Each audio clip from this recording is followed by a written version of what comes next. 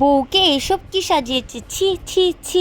এ বাবা, এরকম সাজাতে তো আমরা নিজেরাও পারি। এত সিম্পল সাজ, তার থেকে ভালো তো আমরা নিজেরাই সাজাতে পারি। এত টাকা দিয়ে পার্লার আনার কি দরকার, আমরা নিজেরাই তো করে দিতে পারি একদম ফ্রিতে। Hey guys, welcome back to our channel. So আরেকটা নতুন ভিডিও নিয়ে চলে এসেছি, আর এইসব প্রশ্নের সবগুলোর উত্তর দেব আজকে। আমরা যখন সাজানো শুরু করি তখন ঘরের মধ্যে কাউকেই অ্যালাউ করি না। তারপর আমরা আমাদের ব্রাইডকে জিজ্ঞেস করি তুমি কেমন সাজতে চাও। ব্রাইডের ডিমান্ড অনুযায়ী আমরা সাজানো শুরু করি।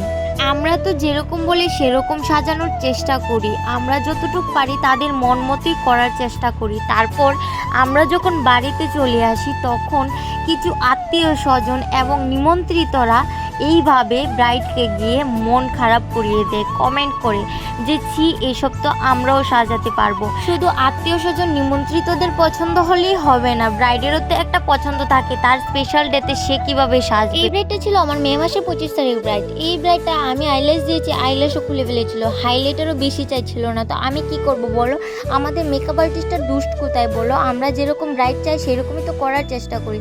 আজকের ভিডিওটা এইটুকুই, ভালো লাগলে লাইক কমেন্ট শেয়ার করে দিও। Thanks for watching bye. আর তোমরা যদি মনে করো আমার কথাগুলি উচিত, আমি সঠিক বলেছি, তাহলে তোমরা এই ভিডিওটা শেয়ার করে দিও।